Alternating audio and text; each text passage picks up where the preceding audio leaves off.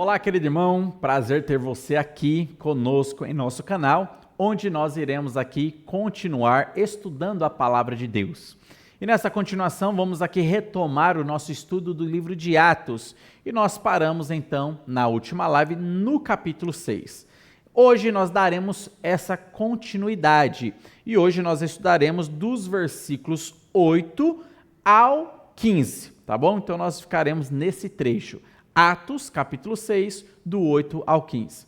Na última live que nós tivemos sobre este assunto dentro do livro de Atos, nós estudamos sobre a instituição dos diáconos, como que foi que o grupo dos diáconos eles surgiram diante de uma necessidade, diante de uma falha dos apóstolos. Os apóstolos não estavam dando conta do recado, era muito trabalho, muito serviço para serem feitos. Então, os apóstolos dão a ideia para que o povo pudesse eleger, a igreja pudesse eleger 7 homens com experiência, cheio do Espírito Santo, cheio de sabedoria, com bom testemunho, para que eles pudessem então ficar na responsabilidade de servirem as mesas, para que ninguém pudesse ser esquecido na distribuição diária de alimentos diante dos necessitados. Então, foram levantados ali estes 7 diáconos, homens que iriam estar encarregados desse serviço, enquanto que os apóstolos se ocupariam no serviço principal deles, pregação do evangelho, ensino da mensagem, doutrinação para a igreja, oração. Então este aí era o trabalho dos apóstolos, né? Um trabalho de ensinar o povo e orar pelo povo, conduzindo os cultos dessa maneira. E nisso, vamos dizer assim, o serviço talvez mais braçal, ficaria então com esses homens, que seriam então aqui os diáconos. Aqui então, a partir do versículo 8, nós vamos ver que um desses diáconos vai se destacar agora nesse momento. E a gente vai começar aqui a ver sobre a vida de Estevão, que foi um dos 7 escolhidos para o serviço diaconal. Então vamos aqui adentrar no seu relato e na sua história, e aqui ele foi o primeiro mártir que nós temos aqui na história da igreja. Morreu em prol, por causa da mensagem de Cristo, por causa da mensagem do Evangelho. Então nós ficaremos nesse trecho inicialmente. O capítulo 7 vai mostrar a sua pregação, e nós iremos analisar ela em outras lives, e hoje nós vamos ficar nessa introdução aqui, como que começou esse reboliço, essa discussão, é esse trecho que irá mostrar para nós. Vamos então aqui devagar. Olha só aí o versículo 8 do capítulo 6, que diz assim: Estevão, cheio de graça e poder, fazia prodígios e grandes sinais entre o povo. Meus irmãos, Estevão, um dos escolhidos para ser ali do grupo diaconal, aqui nós vemos que ele estava indo além da função dele. Então ele não se contentou em ficar apenas servindo às mesas. Ele também avançou um pouco mais o seu serviço e ele também estava pregando o evangelho. Inclusive Deus estava corroborando com ele, dando para Estevão ali poder para fazer prodígios, sinais, milagres, e isso então aconteceu por meio da mão de Estevão. Até então, até este momento, de Atos capítulo 1 até agora, somente os apóstolos estavam realizando milagres. Mas agora a gente percebe que também Deus concedeu para Estevão esta habilidade. Não que vinha dele, mas era um dom que Deus concedeu a Estevão como uma maneira de corroborar com a mensagem que Estevão estava pregando. Lembra que a gente já falou isso nas lives passadas. O apóstolo pregava a mensagem, ou o mensageiro trazia a mensagem, e para autenticar que essa mensagem era verdadeira, Deus corroborava com milagres. Milagres aconteciam, chamando a atenção do povo, então o mensageiro trazia a mensagem de salvação. E o milagre ele seria como se fosse uma confirmação que aquela mensagem de fato é de Deus e tem o aval do Senhor. Além também que o milagre ele era um chamativo, um atrativo. Os milagres aconteciam, o povo se aproximava, o mensageiro trazia então a mensagem. Aqui, meus irmãos, já Estevão ele deixa uma lição para nós. Uma lição para nós não nos acomodarmos, viver uma vida de acomodação. Às vezes a gente fica muito na nossa zona de conforto e nós não procuramos ir além no serviço ao Senhor. Se deram para mim a responsabilidade de somente varrer a igreja, às vezes a pessoa só varre e não procura ir um pouco mais além. É interessante que nós aprendamos a lição junto com Estevão. Estevão tinha uma responsabilidade dada pela igreja para ele, porque ele foi eleito pela igreja para servir às mesas. Mas ele não se conteve apenas em fazer esse serviço. Ele percebeu que ele poderia ir a mais. Ele tinha essa capacidade de ir um pouco além. Ele também começou a pregar da mensagem do evangelho e Deus corroborava então com ele, abençoando com os prodígios, com os sinais, com os milagres que eram realizados. Então a lição aqui é não nos acomodarmos na nossa zona de conforto, mas se dá para ir além, que nós possamos ir além nesse sentido, trabalhando mais para o Senhor. Olha o versículo 9, o que acontece? Levantaram-se, porém, alguns dos que eram da sinagoga chamada dos libertos. Esses chamados dos libertos eram judeus que foram aprisionados por Roma e depois eles foram libertos. Então eles ficaram conhecidos como os libertinos, não no sentido negativo da palavra de pecados, mas libertinos porque foram libertos de Roma, eram ex-escravos, mas agora estavam libertos e eles faziam parte dessa sinagoga. Levantaram-se, porém, alguns dos que eram da sinagoga chamada dos libertos, dos sirineus, dos alexandrinos e dos da Cilícia e Ásia, e discutiam com Estevão. Então nós temos judeus aqui de várias localidades que estavam ali em Jerusalém e eles começaram a discutir com Estevão. Eles começaram então ali a discutir ideias com Estevão. Estevão pregando a mensagem do evangelho e eles então discutindo contra Estevão. Meus irmãos, nós teremos perseguições. Então essa é a lição que a Bíblia deixa clara para nós. Pessoas irão se levantar, inclusive pessoas de meio religiosos, pessoas estudadas, como esses homens eram. Eram homens da sinagoga, homens estudados, homens que conheciam a Bíblia, homens que conheciam o Antigo Testamento. E eles se levantaram contra a mensagem de Estevão, que estava falando de Jesus Cristo, que é o cumprimento do Antigo Testamento. Mas eles não aceitavam Jesus Cristo, então também não estavam aceitando a interpretação bíblica que Estevão estava trazendo para eles. E começaram a discutir, começaram a ir contra Estevão. Isso também, meus irmãos, acontece conosco quando nós pregamos a mensagem do Evangelho. As pessoas, elas se levantam contra, mas é necessário que nós tenhamos ousadia para pregar do Evangelho, para que essas pessoas sejam convencidas. Não pela nossa habilidade, mas convencidas, evidentemente, pela atuação do Espírito Santo, quem convence a pessoa do pecado, da justiça e do juízo. Olha só o versículo 10. E não podiam resistir à sabedoria e ao Espírito pela qual ele falava. Meus irmãos, o Evangelho ele é superior a qualquer ideia, a qualquer argumento, ele é superior a qualquer filosofia. O Evangelho ele é superior. E é isso que aconteceu aqui nessa discussão entre Estevão e vários homens que participavam da sinagoga, que eram judeus. Então, o Evangelho ele é superior. Isso nos ensina que nós devemos também estar preparados para responder qual a razão da nossa fé a qualquer um que chegar até nós perguntando isso. Você precisa estar preparado para falar do Evangelho.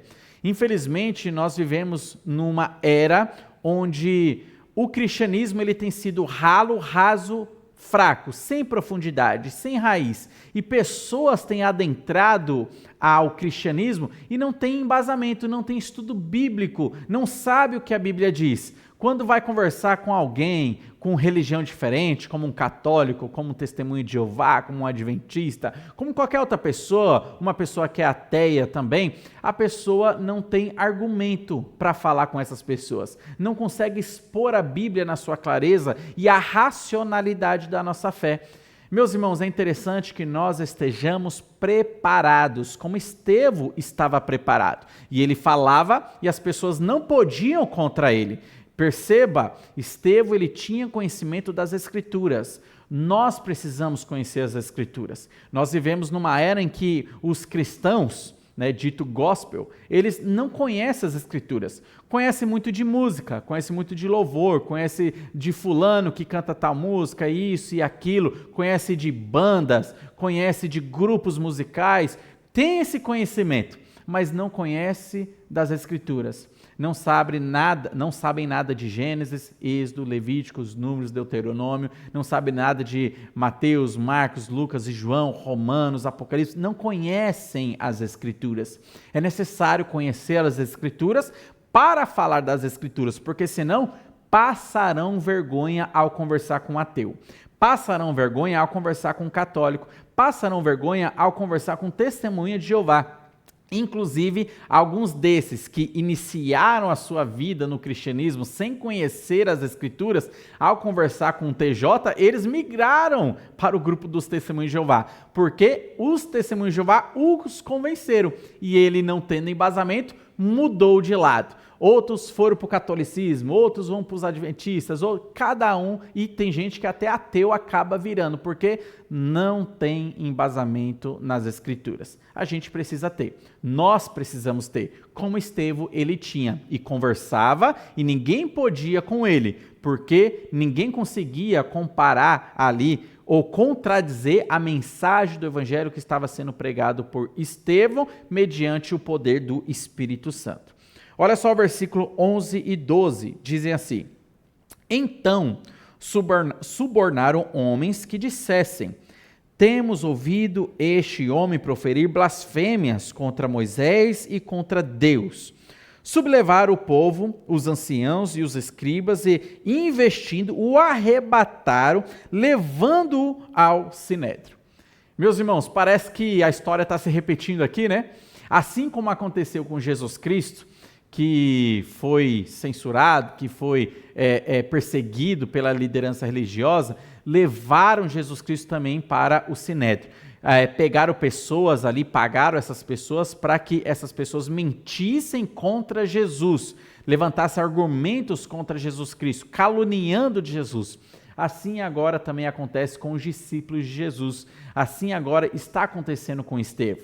Esses homens então pagaram pessoas para mentir sobre Estevão, falar que Estevão estava dizendo algo que ele não estava dizendo. E elas foram pagas para isso, e essas pessoas começaram a caluniar Estevão. E diante disso, um reboliço foi feito ali e levaram à força Estevão para o sinédrio. O sinédrio ele seria como se fosse um STF religioso daquela época. Era o Supremo Tribunal Religioso, onde ali na Judéia, em Jerusalém, em Israel, as questões religiosas eram resolvidas ali. Então, assim como Jesus foi levado para o sinédrio e para ser julgado pelo sinédrio, assim agora Estevão estava sendo levado para o sinédrio para ser analisado e julgado pelo sinédrio. Meus irmãos, dessa maneira você percebe que o sinédrio era para ser uma coisa boa, mas começou a manchar as suas mãos com sangue inocente. Foi com Jesus Cristo, foi com os apóstolos, porque eles castigaram os apóstolos, inclusive em Atos capítulo 4, todos os apóstolos ali foram açoitados pelo sinédrio, e agora com Estevão. E eles vão manchar as suas mãos com sangue com Estevão, porque no caso de Estevão, Estevão será morto, o primeiro mártir que nós temos na história da igreja. Olha o versículo 13 e o 14. Apresentaram testemunhas falsas que depuseram: Este homem não cessa de falar contra o lugar santo e contra a lei, porque o temos ouvido dizer que esse Jesus, o Nazareno, destruirá este lugar e mudará os costumes que Moisés nos deu. Aqui então, falsas acusações são levantadas. Eles estavam dizendo que Estevão disse, coisa que na verdade Estevão não disse. Então eles estavam caluniando contra Estevão. Meus irmãos, isso acontece nos dias de hoje. Eu creio que vocês já ouviram falar de relatos missionários onde falsas acusações são levantadas contra missionários. Grupos, os missionários, eles querem, estão nas tribos, por exemplo, indígenas, para pregar da mensagem do evangelho. Daí o povo, ou esse grupo anti-evangelho, anticristo, anticristianismo, quer se levantar para barrar o trabalho do missionário, o que ele faz? Começa a caluniar, começa a levantar argumentos como: o missionário vai mudar a cultura do povo, vai atrapalhar o indígena, vai levar doença, isso e aquilo e tal. Não, meus irmãos, não é isso que acontece. Isso aí são argumentos falaciosos que o povo, o grupo, que não conhece o trabalho missionário, acaba abraçando sem mais sem menos, sem investigar. E acha que se o missionário for por uma tribo indígena para pregar o evangelho lá, ele vai estar mudando a cultura totalmente daquele povo. Não. Inclusive, o trabalho missionário ele tem preservado a cultura do povo.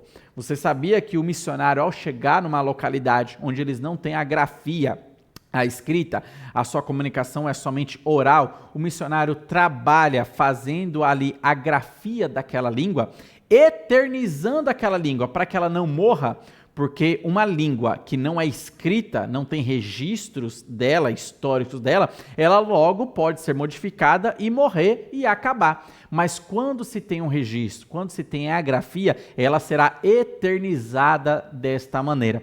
Assim como é o português não vai morrer, porque está tudo grafado, assim é o inglês, assim são todas as línguas. Uma língua que é apenas oral, ela está fadada a modificações, porque a língua ela é dinâmica e depois aquela língua primordial, ela vai acabar desaparecendo, ela vai acabar morrendo, porque ela não foi grafada. É da mesma maneira o que os missionários eles fazem na tribo, eles estão preservando a língua e eles também preservam a cultura.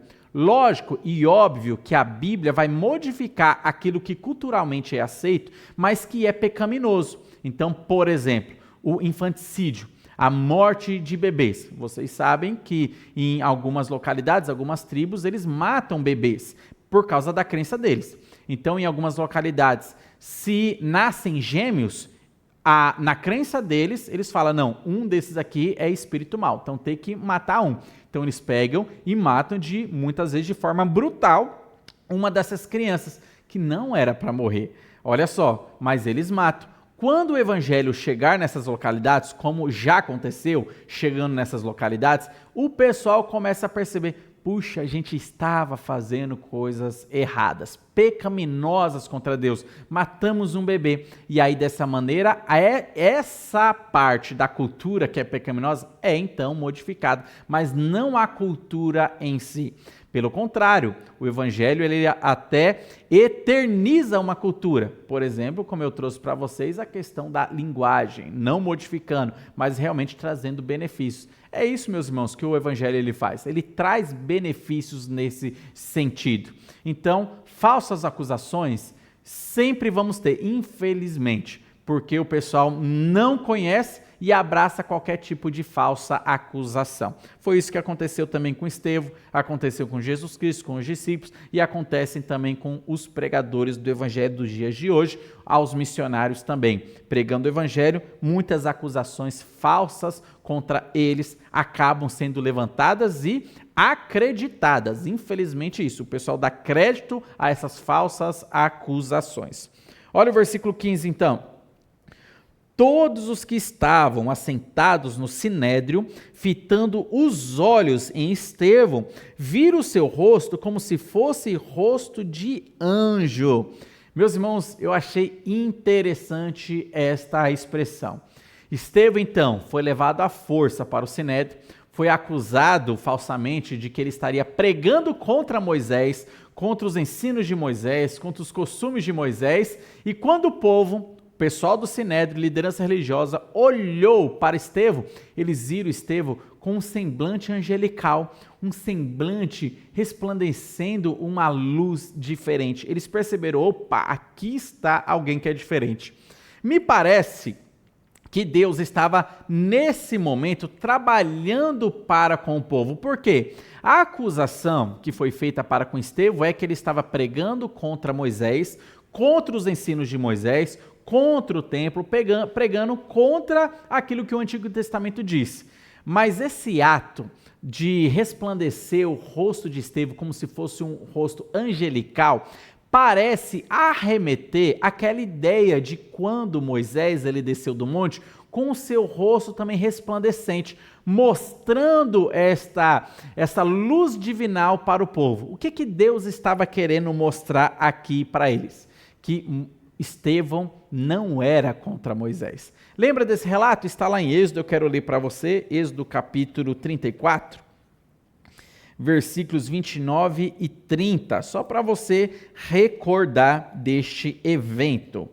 Êxodo capítulo 34, versículo 29 e 30 dizem assim: Quando desceu Moisés do monte Sinai, tendo nas suas mãos as 2 tábuas do testemunho, sim, quando desceu do monte, não sabia Moisés que a pele do seu rosto resplandecia, pois de haver Deus falado com ele. Depois de haver Deus falado com ele. Olhando Arão e todos os filhos de Israel para Moisés, eis que resplandecia a pele do seu rosto, e temeram chegar até ele. Meus irmãos, parece que aquela ideia de Estevão ter o rosto angelical, resplandecente dessa maneira, parece arremeter a este evento aqui. É como se fosse uma defesa pública de Deus para com Estevão. Estevão não é contra Moisés, Estevão não é contra a lei de Moisés, Estevão não é contra o Antigo Testamento, não é contra o templo, não é contra os meus ensinamentos do Antigo Testamento. E para provar isso, olha, assim como aconteceu com Moisés, está acontecendo com Estevão também. Me parece que foi como se fosse uma defesa de Deus, como uma testemunha ocular ali, para que todos pudessem ver aquele evento, comparando com Moisés. Meus irmãos, depois disso, então, Estevão, ele vai fazer uma pregação bem extensa, é o discurso mais extenso que nós temos aqui no livro de Atos, a pregação mais extensa que nós temos registrada no livro de Atos. Estevão, homem sábio, cheio de sabedoria, cheio do Espírito Santo, conhecedor das Escrituras, ele então fará um resumo do Antigo Testamento.